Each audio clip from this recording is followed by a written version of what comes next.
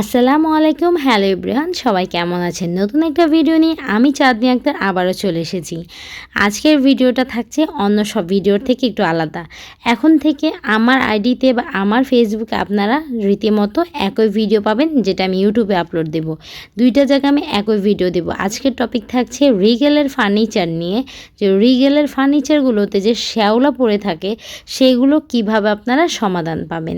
আমার ইউটিউব চ্যানেলে একটা ভিডিও ভাইরাল হচ্ছে, প্রায় এটা প্রতিনিয়তই মানুষ দেখছে আর অনেক কমেন্ট পড়ছে যে কিভাবে এই শ্যাওলা থেকে তারা মুক্তি পাবে। তো সেটা ছিল আমার মালয়েশিয়ান কাঠের একটা আলমারির ওপর।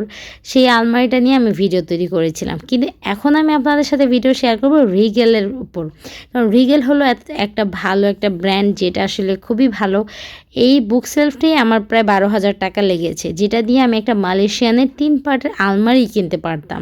কিন্তু সেই জায়গায় এই ফার্নিচারটা আসলে এইভাবে শ্যাওলা পড়বে এটা আমি কখনো ভাবতে পারিনি। কিন্তু যাই হোক, যারা এরকম প্রোডাক্টগুলো ঘরে ব্যবহার করেন তাদের জন্য কিন্তু খুব দারুণ একটা টিপস আজকে দিব। এই শ্যাওলা ভাবটা কিভাবে যাবে আর কিভাবে এটা থেকে সমাধান পাবেন সেটা নিয়ে আমার ভিডিওটা। কারা কারা এই ভিডিওটা চান কমেন্ট করে যান। যত বেশি কমেন্ট পড়বে তত তাড়াতাড়ি আমি ভিডিওটা আপলোড করব। তাই দেরি করবেন না, কমেন্ট করেন। তো অবশ্যই আমার ইউটিউব চ্যানেলেও চোখ রাখবেন, আমার আইডিটার সাথে থাকবেন। শীঘ্রই আসবো।